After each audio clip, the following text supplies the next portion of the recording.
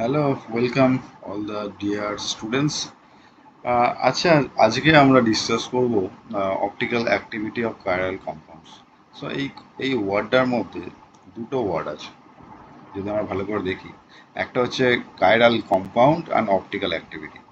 So আমরা জানি chiral compound বলতে বোঝায় একটা অর্গানিক মলিকুল থাকবে যেখানে কার্বনটা হবে, যদি কার্বনটা স্টিরিও সেন্টার হয় তাহলে কার্বনটার সঙ্গে চারটে ডিফারেন্ট ফাংশনাল গ্রুপ অ্যাটাচ থাকবে, কিংবা চারটে ডিফারেন্ট গ্রুপ অ্যাটাচ থাকবে। যেমন এখানে কার্বনের সঙ্গে একটা আছে hydrogen, bromine, iodine and methyl group.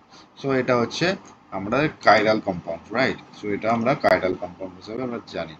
So লিখে রাখি, তো এটা হচ্ছে কাইরাল কম্পাউন্ড, রাইট? নাও যদি আমরা এই কম্পাউন্ডটা দেখি, তো এখানে কি আছে, এখানে দুটো আয়োডিন আছে। সো তাহলে এই কার্বনের সঙ্গে চারটে ডিফারেন্ট ফাংশনাল গ্রুপ নেই, সুতরাং এটা হচ্ছে অ্যাকাইরাল কম্পাউন্ড। তো কাইরাল কম্পাউন্ড বলতে আমরা এটা এটা বেসিক্যালি জানি, এটাও জানি এটা অ্যাকাইরাল। নাও কাইরাল আছে একটা প্রপার্টি আছে, সেটা কি একটা property, this is the property of a molecule that is not super impossible, not super impossible on its mirror image. তাহলে সেরকম একটা কেস স্টাডি দেখি। তো এটা হচ্ছে এস অ্যালানিন। এবার এস অ্যালানিনটা কি আছে, কার্বনের সাথে hydrogen, NH2 group, carboxyl group আর মিথাইল গ্রুপ আছে। এটা আছে মিরর ইমেজ, এর একটা মিরর। এর যদি মিরর ইমেজ হয় তাহলে এজ এইটা হচ্ছে, সেখানে হচ্ছে আর অ্যালানিন হচ্ছে। আর এস আর আর কিভাবে হচ্ছে সেটা আমরা পরে ডিসকাস করবো। কিন্তু এস আর আর অ্যালানিন কিন্তু এরা নন সুপার ইম্পসিবল। এটা হচ্ছে একটা কাইরাল কম্পাউন্ড হতে গেলে তার প্রপার্টি। ঠিক আছে, তাহলে বোঝা গেল কাইরাল কম্পাউন্ড হতে গেলে কী কী প্রপার্টি আর কি হয়। এবার যদি কাইরাল কম্পাউন্ড হয়, এবার এর মধ্যে যদি এটা লাইট পাস করা হয়, ঠিক আছে, ধরো একটা স্যাম্পল টিউব আছে, এর মধ্যে একটা লাইট পাস করা যাচ্ছে, তাহলে এই লাইটটাকে সে একটা পার্টিকুলার ডিরেকশনে রোটেট করবে। যদি রোটেট করে, সেই যে এবিলিটিটা, যে এই কম্পাউন্ডে যে রোটেট করা এবিলিটিটা, সেটাকে আমরা বলি অপটিক্যাল অ্যাক্টিভিটি। তাহলে এই অপটিক্যাল অ্যাক্টিভিটির ডেফিনেশনটা কি হবে? Optical activity is the ability of a chiral compound to rotate the plane polarised light. ঠিক আছে, এবার এই ডিটেলসটা আমরা নেক্সট স্লাইডে একটু দেখে নিই। তাহলে এই অপটিক্যাল অ্যাক্টিভিটি মাপার জন্য যে ইনস্ট্রুমেন্টটা ব্যবহার করা হয় সেটাকে আমরা বলি পোলারিমিটার। ঠিক আছে, এই পোলারিমিটারটা কি করা হয়? এই পোলারিমিটারে একটা লাইট সোর্স থাকে। ঠিক আছে, এই লাইট সোর্স থেকে বিভিন্ন রকম লাইট আসে, সেগুলোকে আমরা নর্মাল লাইট বলছি। এবার নর্মাল লাইট থেকে একটা ফিল্টার আছে, সেটাকে আমরা পোলারাইজ ফিল্টার বলছি। সেখান থেকে পার্টিকুলার কিছু লাইট, ওয়েভলেন্থ লাইটকে আমরা সেটাকে নিই, সেটাকে আমরা বলি প্লেন পোলারাইজড লাইট। ওকে, এবার এই প্লেন পোলারাইজ লাইট যখন স্যাম্পেল টিউবের মধ্যে দিয়ে যায়, তখন ধরো ইনিশিয়ালি একটা প্লেন পোলারাইজ লাইট এরাম ছিল, যে ব্লু ব্লু কালারটা দেখা যাচ্ছে। তারপরে সেটা এরাম হয়ে গেল, রাইট? ইনিশিয়াল থেকে ফাইনাল এরাম, তার মানে এটা একটু রাইট হ্যান্ড সাইডে একটু মুভ করেছে, রোটেট করেছে। তার মানে কি, এই যে কম্পাউন্ড, এখানে কাইরাল কম্পাউন্ড যেটা ছিল স্যাম্পল টিউবের মধ্যে, এবার লাইট পাস করার পর যে ডান দিকে মুভ করেছে, এই যে ফেনোমেনাটাকে, এই ফেনোমেনাটা অপটিক্যাল অ্যাক্টিভিটি বলে। আর এই যে ইনস্ট্রুমেন্ট দিয়ে অপটিক্যাল অ্যাক্টিভিটি মেজার করা, সেটাকে পোলারোমিটার বলে। এবার সাধারণত ওই লাইট সোর্স হিসেবে সোডিয়াম ল্যাম্প আমরা ইউজ করি,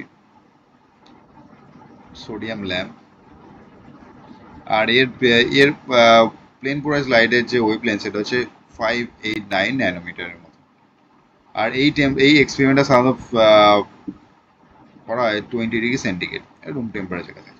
এবার এই যে প্লেন পোলারাইজ লাইটটা যদি ডান দিকে ঘোরে, মানে যদি ক্লক ওয়াইজ ঘোরে, তাহলে সেটাকে আমরা বলি প্লাস কিংবা ডি, সেটা ডেক্সট্রো রোটেটরি বলি।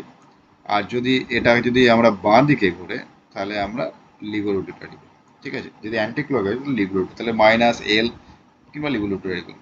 এবার যে কম্পাউন্ডগুলো প্লেন পোলারাইজ লাইটকে ঘোরায়, তার তাহলে যার অপটিক্যাল অ্যাক্টিভিটি আছে, সেটাকে কাইরাল কম্পাউন্ড বলে। আর এখানে যদি কিছু কম্পাউন্ড থাকে যেখানে অপটিক্যাল অ্যাক্টিভিটি, মানে এই রোটেশন না দেখায়, তার মানে অপটিক্যাল অ্যাক্টিভিটি দেখাচ্ছে না, তাহলে যে কম্পাউন্ডগুলো এখানে আছে সেগুলোকে আমরা বলি অ্যাকাইরাল কম্পাউন্ড। তার মানে achiral compound is optically inactive, whereas chiral compound is optically active. আর যদি অপটিক্যালি, যদি প্লেন পোলারাইজকে যদি ডান দিকে ঘোরায়, যদি ক্লকওয়াইজ ঘোরায়, তাহলে প্লাস ডি ডেক্সট্রোটারি, আর যদি বাঁ দিকে ঘোরায় তাহলে হচ্ছে লিভোরোটারি। এটা এল মাইনাস আর এল ল্যাবরেটরি বলা হয়। আশা করি এটা বোঝা গেছে। ঠিক আছে, এবার হচ্ছে পোলারোমিটারের মধ্যে যে লাইটটা যে ঘুরছে, কত ডিগ্রি ঘুরছে, ঠিক আছে, সেই রোটেশন ডিগ্রিটাকে আমরা সাধারণত অপটিক্যাল রোটেশন বলা হয়। এবার এই অপটিক্যাল রোটেশনকে মেজার করার জন্য একটা টার্ম আছে, সেটাকে বলে স্পেসিফিক রোটেশন। এটা হচ্ছে একটা standardise term. So it is a standardise way to express the optical rotation of the sample of a chiral compound, right? এবার এই স্পেসিফিক রোটেশন কিভাবে ডিফাইন করা, স্পেসিফিক ডিফাইন করা হচ্ছে আলফা দিয়ে। এই আলফাটা থার্ড ব্র্যাকেটে আলফাটা যখন হবে সেটা হচ্ছে স্পেসিফিক রোটেশন। এটা সাধারণত 20 ডিগ্রিতে টেম্পারেচার মেজার করা হয় বলে 20 ডিগ্রি এখানে লেখা আছে। আর যেহেতু সোডিয়াম ল্যাম্প ইউজ করা হচ্ছে, এনএ ল্যাম্প, তাই জন্য এটা ডি দ্বারা রিপ্রেজেন্ট করা হচ্ছে। তাহলে স্পেসিফিক রোটেশন যেটা হচ্ছে এটা, ঠিক আছে, এই স্পেসিফিক রোটেশনটা কি ইকুয়াল টু আলফা, আবার একটা alpha by L into C. এই আলফাটা কি, আলফাটা হচ্ছে অবজার্ভ রোটেশন, ঠিক আছে, observe rotation of the sample. L হচ্ছে length of the sample tube. আগে যে আমরা এই স্যাম্পল টিউবটা বলেছি, এর লেন্থটা হচ্ছে এল, আর এর মধ্যে যে কনসেন্ট্রেশনটা আছে সেটা সি, আর যেটা যেটা ঘুরছে, যত ডিগ্রি ঘুরছে সেটা হচ্ছে অবজার্ভ রোটেশন, রাইট? বোঝা গেল, যত ডিগ্রি ঘুরছে সেটা হচ্ছে অবজার্ভ রোটেশন। স্যাম্পল টিউবটার লেন্থ হচ্ছে লেন্থ অফ দ্য স্যাম্পল, আর এর মধ্যে যে স্যাম্পলটা আছে যে কনসেন্ট্রেশন সেটা হচ্ছে কনসেন্ট্রেশন অফ দ্য স্যাম্পল। এইবার ম্যাথামেটিক্যাল প্রবলেম করার জন্য আমাদের ইউনিটগুলো একটু ভালো করে জানতে হবে। তাহলে অবজার্ভ রোটেশনের ইউনিট হচ্ছে ডিগ্রি, আর স্পেসিফিক রোটেশনের ইউনিট হচ্ছে অলসো ডিগ্রি, রাইট? যদি ডান দিকে ঘোরে তাহলে প্লাস দ্বারা রিপ্রেজেন্ট করা হবে, আর যদি যদি ডান দিকে ঘোরে তাহলে প্লাস দ্বারা, আর যদি অ্যান্টি ক্লকওয়াইজ ঘোরে তাহলে মাইনাস দ্বারা রিপ্রেজেন্ট করা হবে। কিন্তু এদের ইউনিট হচ্ছে ডিগ্রি। তাহলে আলফা আর স্পেসিফিক রোটেশন, মানে স্পেসিফিক রোটেশন আর অবজার্ভ রোটেশনের ইউনিট হচ্ছে ডিগ্রি, রাইট? আচ্ছা, এলটা কি? এল হচ্ছে length of the sample tube, যেটা আগেই বলেছিলাম। এটা সাধারণত ডেসিমিটার ডিএম, এটা মনে রাখবে। অনেক সময় ম্যাথামেটিক্যাল প্রবলেম সেন্টিমিটার থাকে, এখানে ডেসিমিটারে কনভার্ট করতে হবে।